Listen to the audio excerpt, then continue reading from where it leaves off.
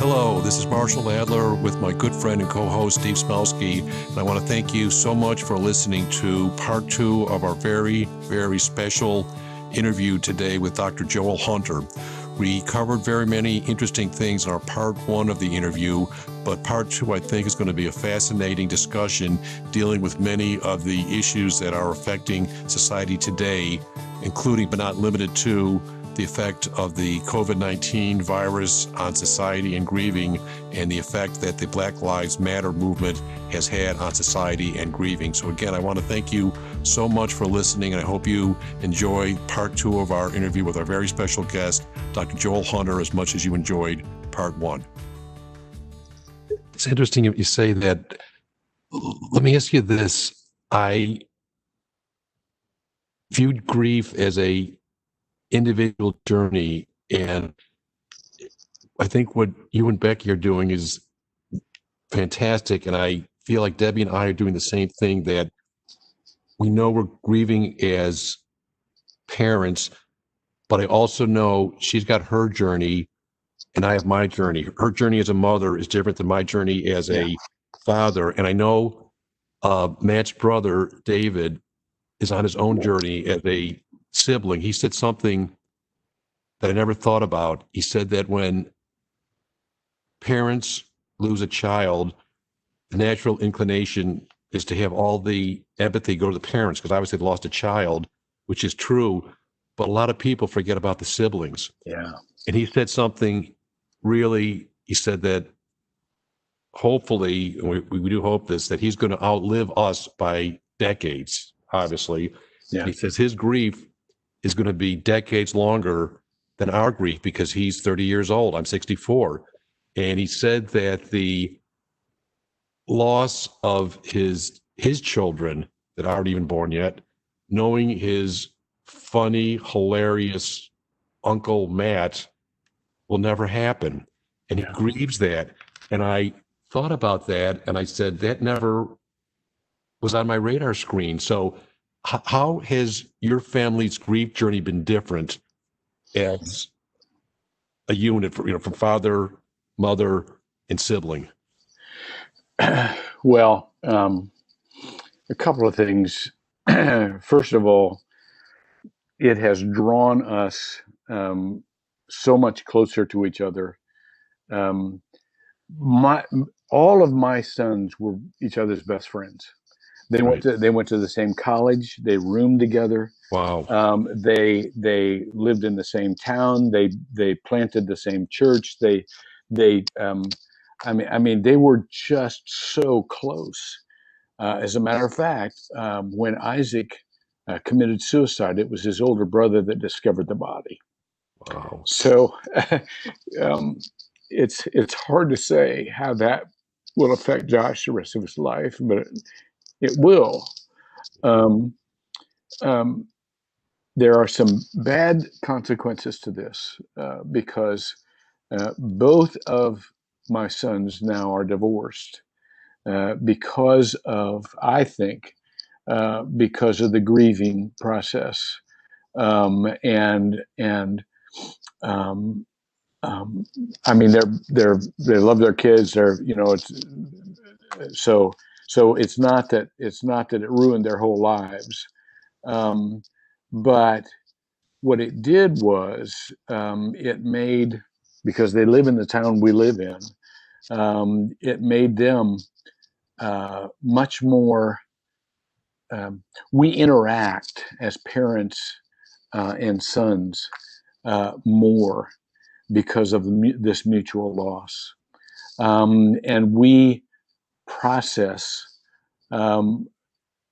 more openly because we all grew up together. Some people say, you don't raise your kids raise you, and so they have been a part of our growing up, and our understanding of different aspects of Isaac's life that we didn't understand before, because they were so close. So your son's absolutely right. They will carry this into the future, Isaac's children, they they love his children, but there's this angst. There's I wish I could be the father for him, for them, that Isaac, but they can't, So there's this ongoing angst, and the kids, love their uncles, and there's some closeness there, but there's this ongoing challenge. We know how in our minds it should have been, but how do you live Plan B? Right. And so it is very much a challenge, Marshall. It's interesting you mentioned that because I'm a news hound. I love looking at history. And Anderson Cooper on CNN, obviously his mother was Gloria Vanderbilt. And some people may or may not know this, but his older brother died by suicide on July 22nd, 1988, which is 30 years to the day before Matt's suicide.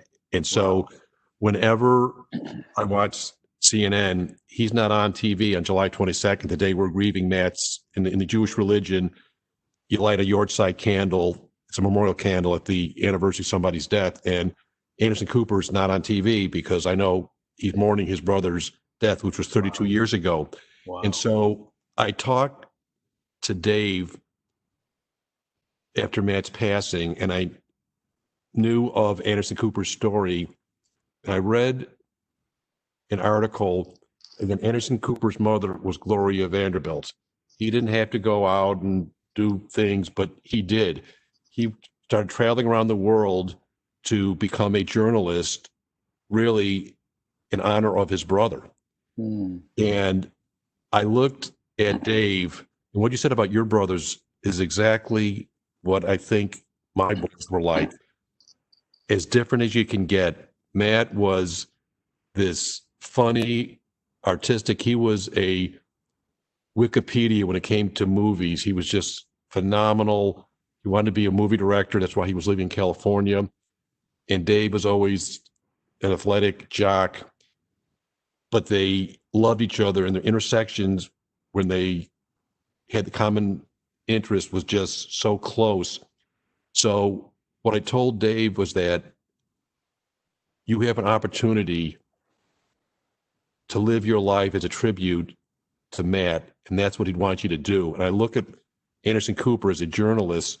He's affected so many people, different stories, and I saw an interview with him where he was just talking, he goes, but for his brother dying by suicide, he probably wouldn't have become a journalist and take a different life. So I know what you mean. It's the flip side of the same coin, where Dave is going to be grieving, not having his children having this hilarious Uncle Matt in their lives. Yeah. But on the other hand, I do think it's giving him impetus to think that he's got Matt on his shoulder every day and wants to make him proud every day. Yeah, that's exactly right. Absolutely right. Yeah. And hopefully that'll happen. Yeah, absolutely. I believe it. I hope so. Joel, we've had some people approach us and ask, so when Shelley and I started grief, a lot of the people had lost spouses or parents or grandparents. There weren't that many that had lost children. And over the last few years, there's been many more that have come through, and they seek us out and ask us a question. Their biggest fear is their child didn't know Jesus, and they want to know if they're going to be in heaven. Sure. How would you counsel that answer back to them? God's got this. God's got this. He made your kid, your child was fearfully and wonderfully made, knit together in his mother's womb. And so there's lots of people that don't know Jesus, but there's nobody God didn't make. And so there's several theological things I could give you, Jesus died for the sins of the whole world. on the cross, he said, Father, forgive them, for they know not what they do. In other words, ignorance really is a basis for forgiveness. And so, but mostly just tell them not to worry about this, because God loved that child or that youngster or person way more than they did. And so it's just this matter of trust. When I was growing up, and I would meet religious people that were very well-meaning, but again, very mechanical in their understanding, and had kind of this zero-sum approach to life. You were the winner or you were the loser. You can't, and thank God, he's not like that. The Bible says the rain falls on the just and the unjust, and the sun shines on the just and the unjust, and so on and so forth. So, part of believing is letting God be God. Not trying to pretend that you're the judge, that you can figure out who's going and who's not.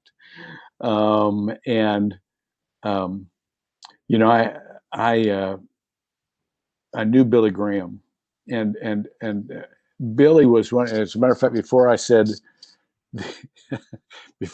the benediction at the Democratic National Convention, I called Billy Graham up, and I said, Billy, should I do this? Because I was a party-carrying Republican at the time, and Billy said, "You're a preacher, aren't you?" And I said, "Yeah." He said, "Well, when somebody asks a preacher to pray, they pray." That was quintessential Billy Graham, and I tell you that because when George Bush became a Christian, somebody made a comment about the people who are not saved, don't make it to heaven. And Barbara Bush, I think this is how the story goes, said, "We're going to call Billy Graham. We're just going to call him." Now Billy Graham is the most famous evangelist in all the world. He's the one who's given all of these, come know Jesus and all of that kind of stuff, because he wanted people to be secure when they could be secure in their knowledge of salvation. So they called Billy Graham. And Billy Graham said, "Seriously?" I mean, he didn't, these are my words. This is a paraphrase. but you think you're going to figure out who goes to heaven and who doesn't go to heaven? Seriously? And so even the people who are most earnest to tell people about their experience and their assurance of salvation should know best of all that this is all up to God. This is not up to us.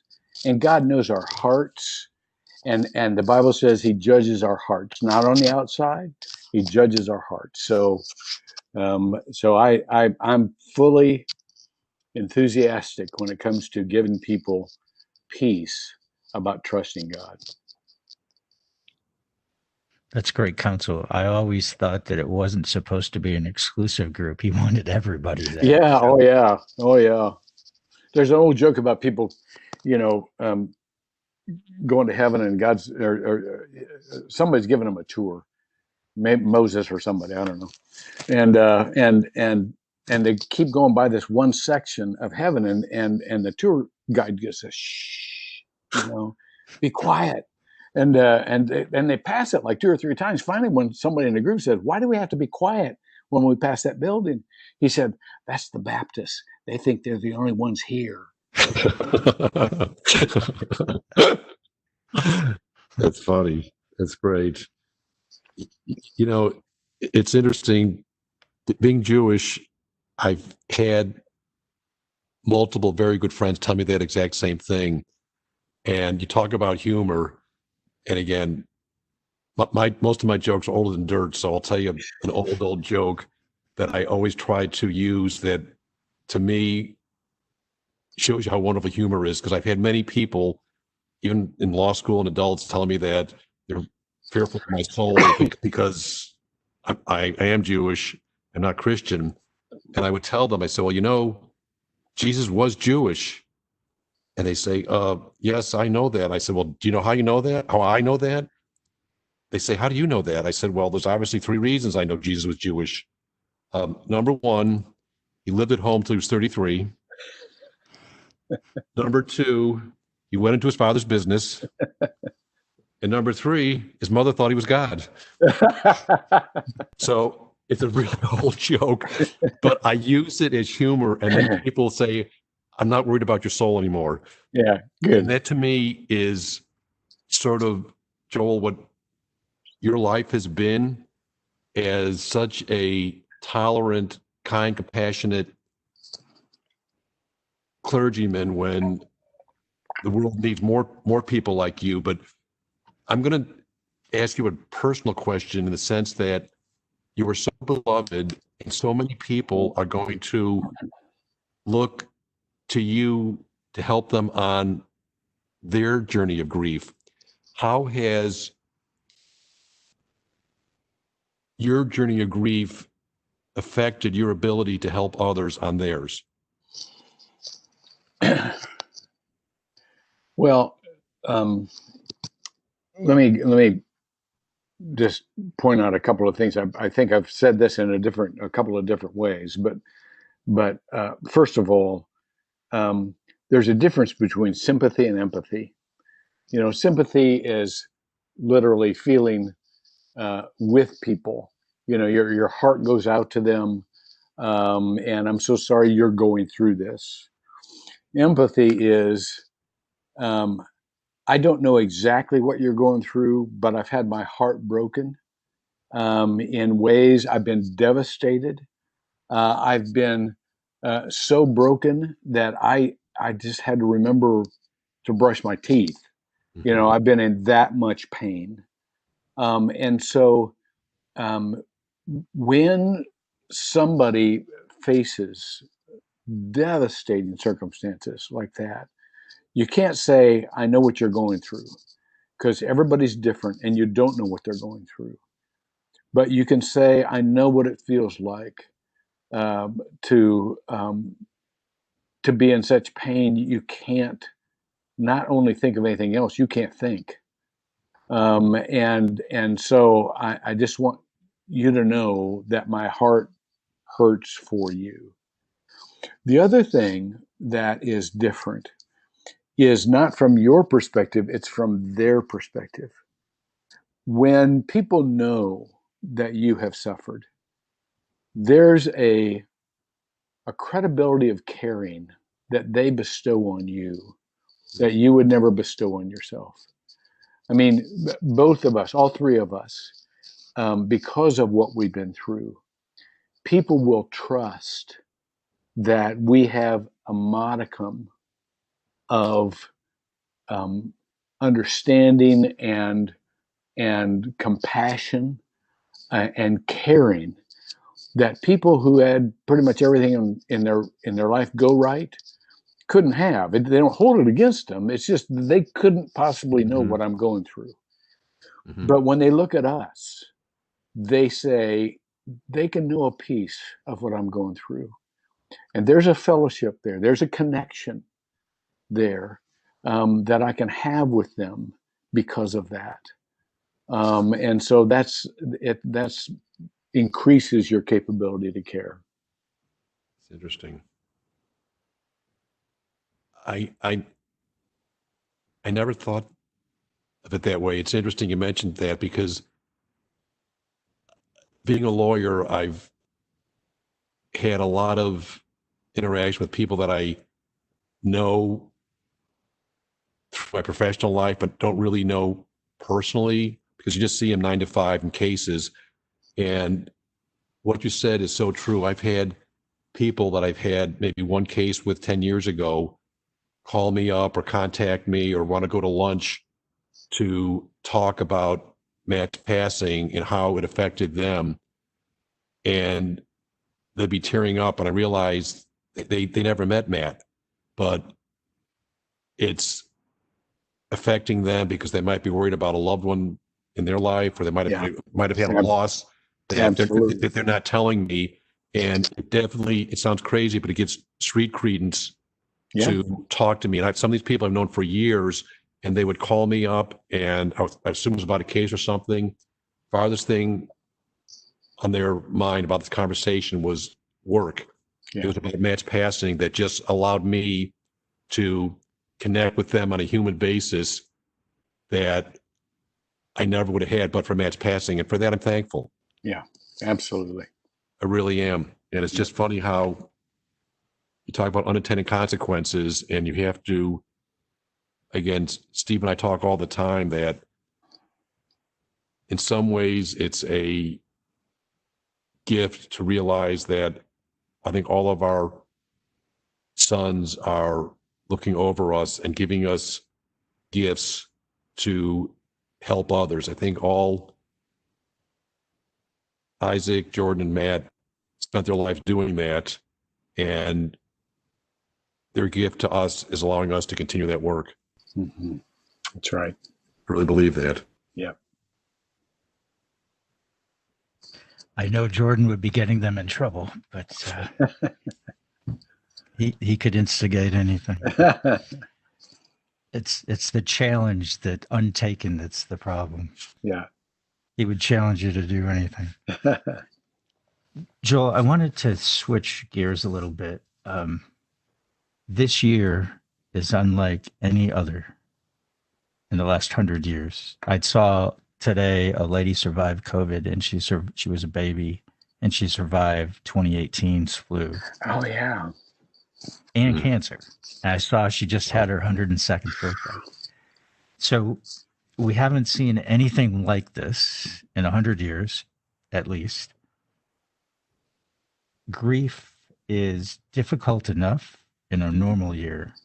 Yeah. But when you can't go to the hospital to be with them and hold their hand, and it doesn't even have to be a COVID case. They won't let anybody in for any case. Right. When you can't have a service after to have all your friends come to support you, you can only have 10 at a funeral. It's very difficult to try and help somebody through this process, because grief is not supposed to be done on its own. No. And yet that's what we're ordered to do. Yeah. I don't know if you've got any hints of wisdom that you could share that would, because we try and we get on video with them. We just started Grief Share last night. Right. I just talked to 2 people today who just lost loved ones since COVID started and they went into lockdown, and they're all alone. Yeah. Both of them. They have nobody with them. They live by themselves. They're working remotely, and they're struggling. Oh my goodness. Well, you're right, Steve. This is one of the greatest challenges of our lifetimes. Partly because we are social animals. We are meant to live life together, and that's just how we're wired. We are people of physicality. I mean, I love Zoom. I love the time it saves me, but it doesn't replace in-person presence. I remember talking years ago. I was a senior pastor of one of the largest United Methodist churches in Indiana. This is like 40, almost 50 years ago now. And we had a person on our staff that was she was the head of our counseling staff, actually. She was brilliant, PhD, clinical psychologist. And her husband was on the mound. This is a church softball league. On the mound, pitching, drops dead of a heart attack. Young guy. She was in her 30s, I think, early 30s. And so I wanted to learn what was valuable in a time of grief. And after some distance, after some time, I asked her if I could ask her a question. And she said, yeah. And I said, when you were going through that with your husband, I said, was there anything that was said that was particularly helpful. And she paused for a minute. I'll never forget this. She was trying to think back. And she must have taken 2 or 3 minutes in silence. And she looked at me and she said, I don't remember anything that was said. I just remember the hugs. And I thought, oh boy, there it is. Now there was some things that were helpful that were said to me at Isaac's passing, but honest to goodness, when you take away the hugs, it's tough. And so all I can do is pray for a vaccine, because nothing can replace actual physical presence and just being with people. And so I don't know how to do that other than, and golly, Steve, when our elderly are shut up in nursing homes and can't be visited by their kids, I can't get my arms around that. So anyhow, no, there's no real good word I can give you on that, because nothing replaces the physical touch or the physical presence of somebody who loves you. I think that is so true, and it's interesting you gave that answer, because Jordan was a hugger. Yeah, and he taught our whole family to hug. My family was not huggers until Sally and Jordan came along. That's awesome. You know, it's so difficult to be on this journey because, as we know, it's not linear. That I am amazed how I will get hit with a wave of grief that I never saw coming. Like I tell people that it's 2 years since Matt's passing, and I say that the waves of grief are less frequent, but the wave height never changes. When I get hit by that, it's just like I got the call. Like Matt was 3,000 miles away when he passed away, and I got a call from the coroner in San Diego, and obviously I'll never forget that. And I'll be driving an I-4 or something, and a song will go on, and it's just like I got this thunderbolt of grief from left field. And doing this in the age of a global pandemic, it is tough, because obviously the only one I could hug here is Debbie. Debbie's my wife and Matt's mother, obviously, and we talk about when we have pangs of grief, and sometimes we'll be watching something like at Matt's funeral. I did a eulogy that I wanted people that didn't know Matt to know about him. About half the people that were at the funeral were Matt's friends. Half the people were our friends that didn't know Matt. So I quoted a lot of famous movie scenes, because again, Matt was just phenomenal. He was like a savant when it came to movies. And I quote the scene from The Wizard of Oz where the wizard is giving the Tin Man the plastic harp because he didn't have one. And the quote that he makes is, hearts are not practicable until they're unbreakable, but a heart is not judged by how much you love, but by how much you're loved by others. And I close the eulogy by saying that the life that Matt led would have made the Tin Man and the Wizard of Oz proud, because he was so loved. But when I see anything about Judy Garland or Ray Bolden or the Wizard of Oz, I get hit with a thunderbolt of grief, because forever, you know, Matt was so funny. These little things laugh, because he was just such a amazing person when it came to movies that I never knew this. Like, everybody knows Wizard of Oz, Somewhere Over the Rainbow. I'm a Jewish guy from Buffalo, New York. Matt, as a young person, told me, do you know Harold Arlen that wrote the song "Somewhere Over the Rainbow" was a Jewish guy from Buffalo. And I go, I didn't know that. And these little obscure facts sort of make me laugh. So when I get a hit of grief, I'll think about Harold Arlen. I didn't know Harold Arlen wrote that. I didn't know he was from Buffalo. I didn't know he was Jewish. Matt knew those things. So let me ask you, how do you deal with your thunderbolts of grief when you get hit? I cry. I just cry. A lot of times we have pictures, obviously, of Isaac still in the house. There's a picture of Isaac in my office. And I can pass that picture 100 times. And the 101st time, I just look and it all comes back. And I have to have a time where I just grieve. And I talk to him, say, I miss you.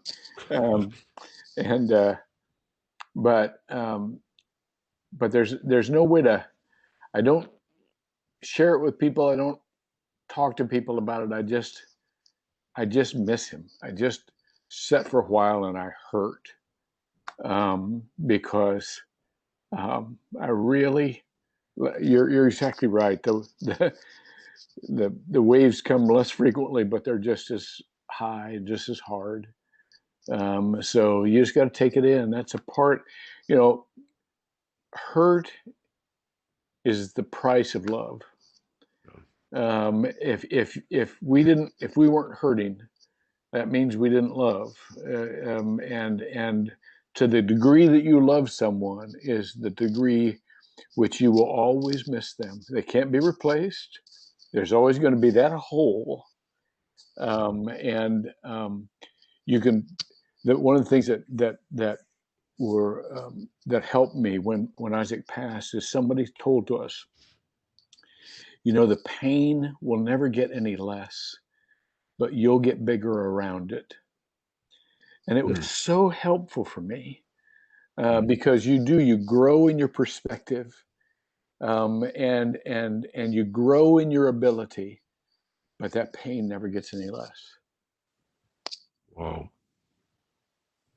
Yeah, it's intellectually, I always think I can have my defenses ready on certain days, like Father's Day or Matt's birthday or the day of his passing.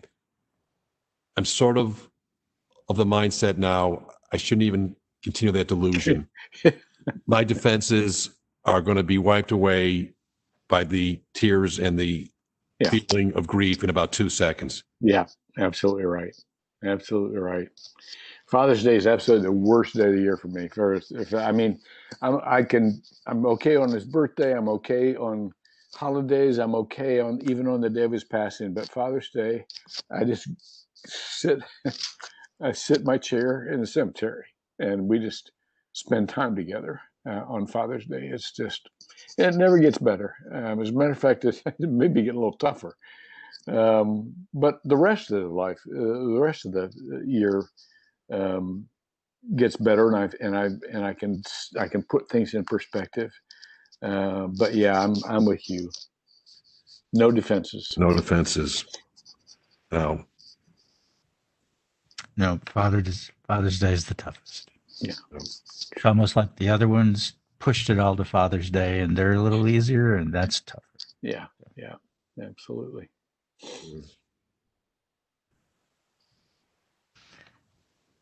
I wanted to ask you. You mentioned President Barack Obama, and he had given you a call. Most people don't get any insight into that part of the world. Do you have a story or a favorite story you could share with us? Oh golly, I've got lots of them. I don't know that. Well, first of all, just let me say this: President Obama is a wonderful and decent man, and loves his family like crazy. When Michelle came down to Northland, for one of her get those exercise things she did, get healthy events. I spent quite a bit of time with him, didn't spend as much time with her. But in my introduction, I said, whenever I talked with the president and I said, how's Michelle and the girls? His eyes just lit up. I mean, this was a man who so genuinely loves his wife and his family that it just shows on his face. It's just remarkable. He was always building her up and always giving her credit for everything. So he is a man of tremendous humor. I mean, he made me laugh out loud.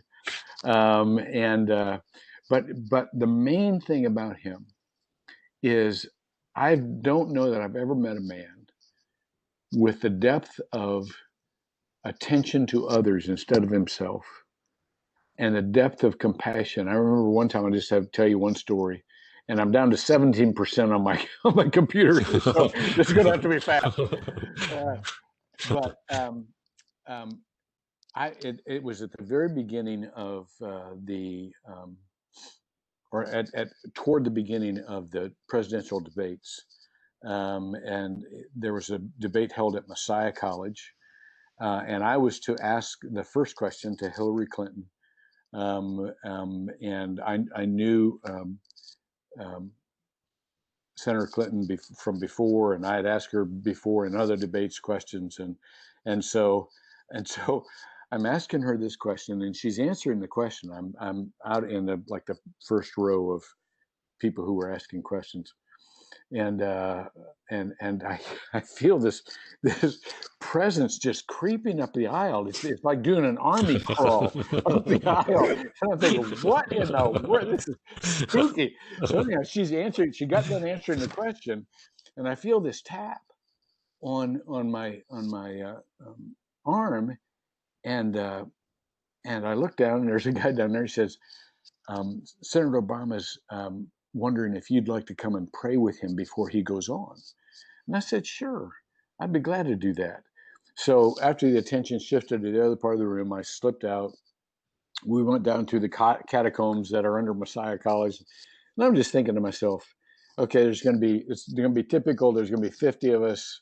We're all going to be laying hands on him and, taking turns. It was just me and him in the hallway.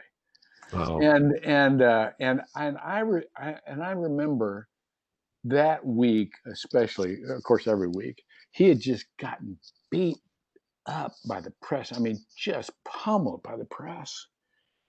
And so I went up to him. I said, Senator, thanks for the opportunity to pray with you. I said, I know you've had a rough week. He looked at me, and he said, no. He said, the single mom who's trying to feed her kids has had a rough week. I'm fine. And I thought, that's him in a nutshell. He was, I could never, when I said, what do we pray about? It was always about somebody else, never about him. So anyhow, that's kind of who he was and who he still is. 2 hours before my last sermon, 2 hours before my last sermon, I said that'd be a last story. Preachers, we always got another one. 2 hours. He had before he went into politics, he was a community organizer. When he came out of Harvard, he was a community organizer.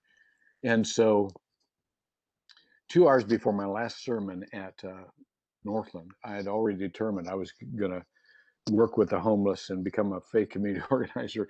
So he calls me up and he said, what are you doing? And I said, I have no idea. You were a community organizer. What am I doing?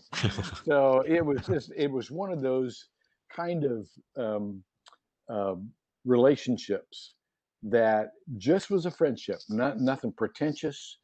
I never tried to talk politics with him. It was very personal, mutually supportive.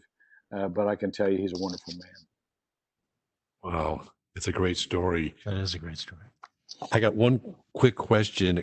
I know my computer runs out of juice and it drives me insane looking at those little numbers go down. So I'll try to speak fast.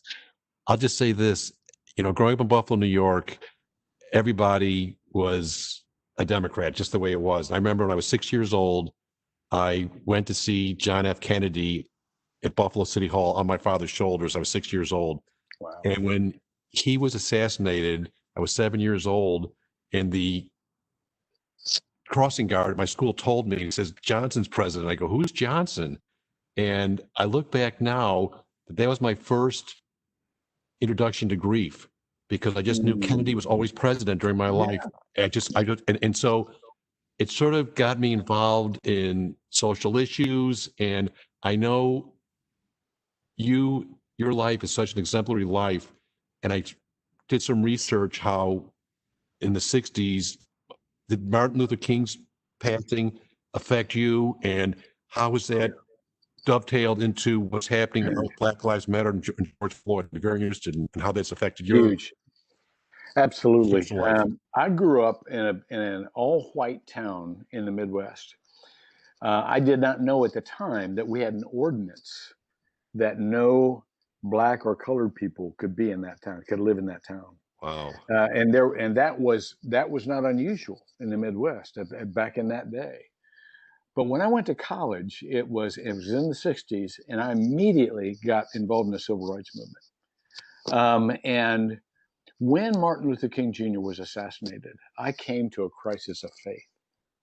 And because I was trying to make things right by getting the right people in office, and then it hit me. It's not about getting the right people in office.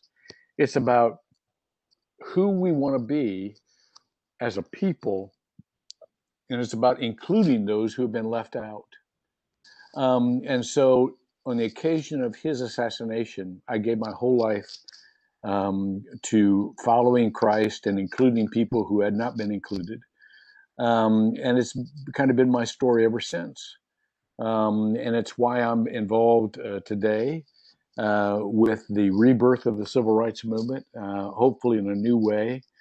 I was just on the phone the other day with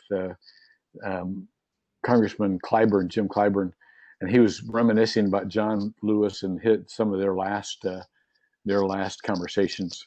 He was with him very close to the time he died, and they were reminiscing about the civil rights movement in the 60s, which I was a part of, and I can remember many of the things he was saying.